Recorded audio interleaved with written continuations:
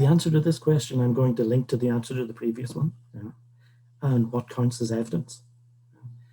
And I think one data point of evidence is the rage that there is in so many people in so many different countries around the world.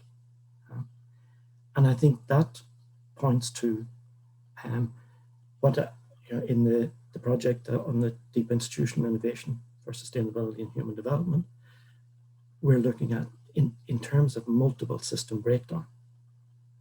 Not only is economics failing, not only is the framing of economics failing because of, for various reasons, of the externalities and so forth, the inequalities that are currently existent, the power imbalances and so forth, but other social institutions too are breaking down.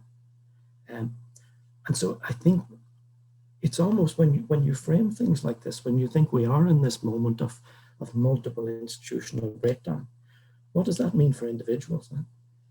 I think what it means for individuals, and people may have experienced this during the pandemic, and I think when you get an individual experience of it, it's almost like, you reframe how you see everything, all the other enraged people around the world. Because when it impacts you, if something impacts you and you think, this is absolutely, I'm furious about this, I'm not going to vote for these people again, I'm not going to, they've lost, in my eyes, they've lost credibility because of what they've done. Yeah, these very personal experiences of rage and loss of faith and expertise. Yeah. If you think about how multiple institutions are breaking down and how millions of people can be individually impacted in very different ways. Yeah? It could be on an economic issue, it could be, in what's been happening in the church, for example, it could be on any issue. But that rage is something that's common right across the board. You'll find this welling up of rage when these systems are breaking down. And then you see what happens in response. And this is what we see. There are two currents in response. Yeah? One of those currents I'm calling the destructive stream.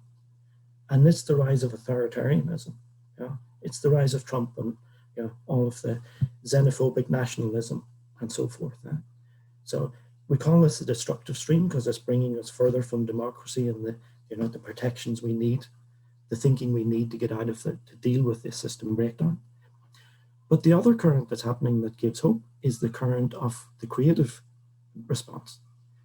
All of the movements around the world that are demanding greater rethinking of economics, greater equality, greater gender equality, the Me Too movement, and so forth.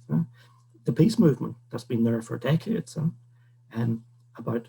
So I think in this age of rage, there is these two currents. And the question for economics is, which one is it going to empower? The dominant paradigm in economics, is it going to empower the further breakdown, the further empowerment of authoritarianism and nationalism? Or is it going to empower a more creative response to the system breakdown?